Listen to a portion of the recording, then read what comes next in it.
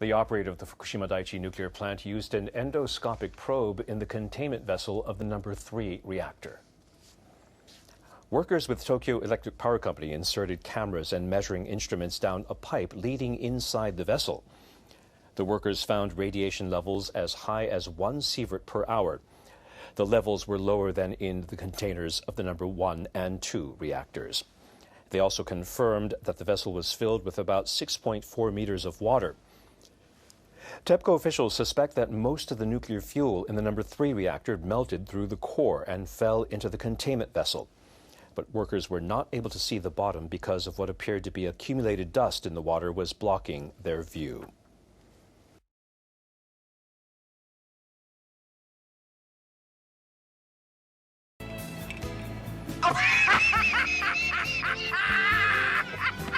What's so funny now? I sometimes just think funny things. When Carl Chappell's children were frolicking in the cold water creek beds of St. Louis, Missouri decades ago, he had no clue his kids were literally playing in poison. The time they were doing that, most of that contaminated material that was in there was up top. It would be decades before Carl and thousands of other families discovered that the 15-mile creek was flowing with lethal radioactive material. My son was diagnosed with appendix cancer in 2011, and that basically was the time that we started really putting everything together. Stories courageously shared by families on Facebook led the community to begin investigating. People started getting diagnosed with cancer before 40, and these were very active people, very healthy people. It just didn't make sense. It all goes back to World War II, when America tested its first nuclear weapons, otherwise known as the Manhattan Project. Radioactive waste was later on dumped near the creek, contaminating nearby farmland. 18 months ago, Mary Osko was diagnosed with stage 4 lung cancer. She's never smoked a cigarette in her life. This was part of national defense. The Manhattan Project was to get the atomic bomb so that we could go over and, win the war and defeat Japan and take out these cities. But we're still victims. We're still casualties of World War II. Nearly 2,000 cancer cases have been reported in neighborhoods around the creek. Among them, Angela Hebling's mother, who died of brain cancer at age 39. Her father has stage 4 throat cancer. And Angela herself has been deemed a medical anomaly by doctors. I was diagnosed with pleomorphic adenoma. It's a tumor that's in your parotid gland. From my own research, I've discovered that tumor is commonly seen in Hiroshima bomb victim survivors. In June, the Army Corps of Engineers announced that it found more radioactive soil in various areas, including this public park. Our main goal is to make sure that we can protect human health and the environment. And what we're dealing with is generally a low-level contamination, but it does pose a long-term threat, and that's what we stay focused on. So right now, if you walked over a spot that has contamination, chances are it's 6 inches to several feet underneath clean soil. For Carl Chappell's family, that long-term threat is very real. His father died of cancer at age 48, and just a few months ago, his son suffered the same fate at 44 years old. He did pretty well the first couple of years, but it was in March of 2014 is when he really had gotten sick, and then it was beyond anything that they could really do for him. And then he passed away 86 days ago. The Army Corps of Engineers has spent 17 years excavating and cleaning up the poisons of Coldwater Creek. Yet so far, the U.S. government has done nothing to study the health consequences that this disaster has had on countless families. Marina Pornaya, RT, St. Louis, Missouri. Marina joins us now live to elaborate on this story. First of all, Marina, really powerful reporting there. Thank you so much for heading there. But Marina, victims exposed to radioactive material in St. Louis have been dubbed the poison children of Coldwater Creek. What type of illnesses in this small area are we seeing that make it a cancer cluster? Well, Anya, we are seeing such a concentration of cancers in a small area that it's absolutely mind-boggling. Now, keep in mind that approximately 300,000 people live in northern St. Louis. For that population, experts say 1 to 3 cases of appendix cancer would be normal. Northern St. Louis has 45 cases of appendix cancer. Take a look at the numbers that we have. According to a self-reported health survey conducted by a Northwestern University professor, there's at least 184 cases of brain cancer, over 300 cases of thyroid cancer or disease, 53 cases of lupus, nearly 450 cases of autoimmune disease. The list goes on and on. Now, this survey that I'm citing doesn't even mention all the cases of colon cancer, non-smoking lung cancer, as well as the birth defects that have been reported. Now, most of these stories have been reported on a Facebook page, which now has more than 11,000 followers. Now, we should also mention that northern St. Louis is a middle-class neighborhood where people are educated about healthy lifestyle. This isn't a community where everyone is eating fast food every day and drinking beer for breakfast. It would be very hard to blame this cancer cluster on poor lifestyle choices. And those people that I spoke with believe that their illnesses and the illnesses of their friends or their relatives are directly linked to the nuclear waste and radioactive exposure that contaminated Coldwater Creek for decades. Well, those numbers are quite damning, but during your time in St. Louis, you also learned that these individuals exposed to the radioactive material are facing medical barriers. How so? That's right. Residents I interviewed say one of the major problems is that doctors in St. Louis aren't typically expecting cancers from people who are in their 20s or their 30s or their early 40s. So when a 35-year-old patient, for example, goes to his or her doctor complaining of being tired or feeling some kind of abnormal muscle pain, physicians don't immediately test for cancers. Moreover, there's been cases of insurance companies refusing to pay for people who in their 30s who want to pre-screen for something like colon cancer because insurance companies say that's too young, that age is too young to test for that type of cancer.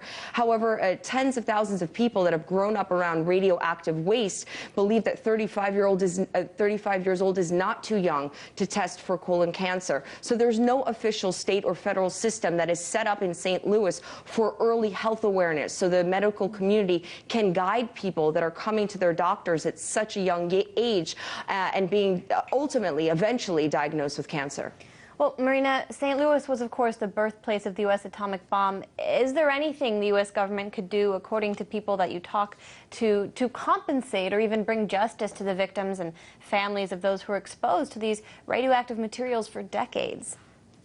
There is. If the federal government gives what's called downwinder status to St. Louis, doctors and insurance companies will be instructed to give special consideration to people exposed to radioactive material. Downwinder status is a special program that was set up by the Department of Justice to compensate or assist innocent victims of World War II testing and those that were around nuclear material. Now, other cities in the United States have received that status. St. Louis has not, and that's one of many things that the community is fighting for.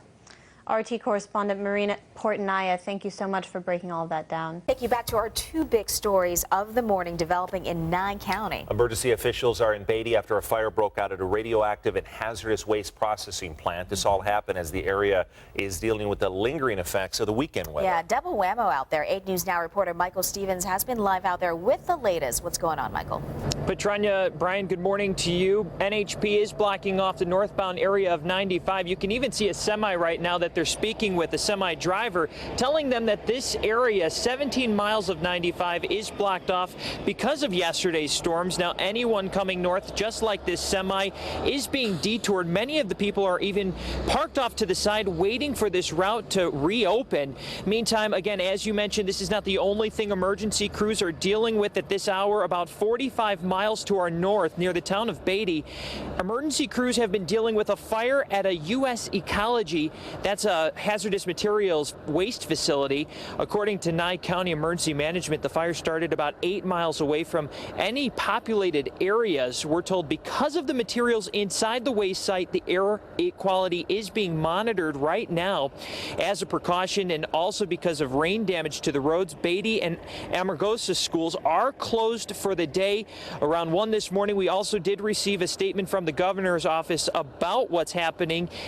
He said, quote, "I have directed state agencies to mobilize resources and continue working with local authorities. Our top priority is the health and safety of Nevadans and those traveling near the incident site." Again, state personnel have also been activated. The State Emergency Operations Center in Carson City is helping coordinate with resources and updates. Now, we did try to reach out to officials in Nye County about more information, whether or not this fire is still going on or if it's contained at this time. They said that they'll be updating us with more information at about 10 a.m. and we'll be out here live all morning long until we get those updates. For now, reporting live, Michael Stevens, 8 News Now. Beatty, Nevada, AP. The latest on the fire that started at a closed radioactive waste disposal site in Nevada. All times local 11:30 a.m. Officials say a fire is out at a closed radioactive waste site in Nevada, and law enforcement and state agencies are descending on the rural area to test air quality and check for any other problems. It's still unknown how the fire started Sunday in the rural facility in Beatty, about 8 miles from populated areas. The site had accepted low-level radioactive waste for 30 years before closing in 1992. Members of the Nevadan National Guard's Hazardous Detection Unit are traveling to the site from Carson City with equipment that can detect radiation levels. U.S. Ecology said no evacuations have been ordered. The fire was reported by U.S. Ecology, which now operates a neighboring facility. The site where the fire started is now under the control of the state's Department of Health and Human Services.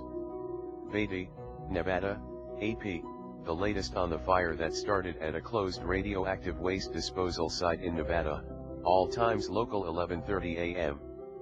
Officials say a fire is out at a closed radioactive waste site in Nevada, and law enforcement and state agencies are descending on the rural area to test air quality and check for any other problems. It's still unknown how the fire started Sunday in the rural facility in Beatty, about 8 miles from populated areas. The site had accepted low-level radioactive waste for 30 years before closing in 1992. Members of the Nevadan National Guard's Hazardous Detection Unit are traveling to the site from Carson City with equipment that can detect radiation levels. U.S. Ecology said no evacuations have been ordered. The fire was reported by U.S. Ecology, which now operates a neighboring facility. The site where the fire started is now under the control of the state's Department of Health and Human Services. Beatty, Nevada, AP.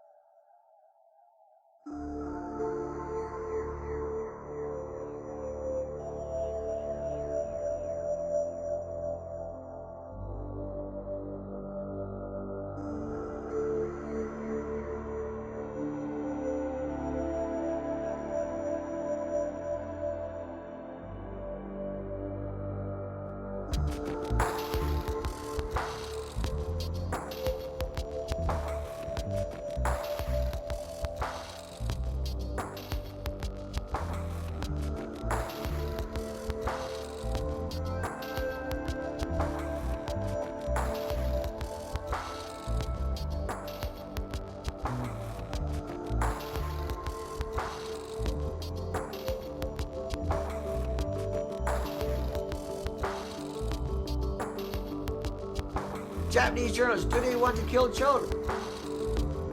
Adults in Tokyo are insane.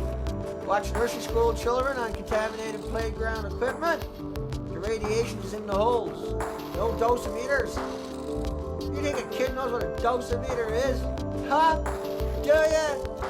Nothing more scary than seeing a bunch of kids marching off to school with dosimeters. This can't be any worse. Imagine being a mailman, you have all these kids going past you with dosimeters and you're new on the job from another prefecture, not always eating up TV, not paying attention. How'd they get this job, I wonder? Well, the last guy had a heart attack.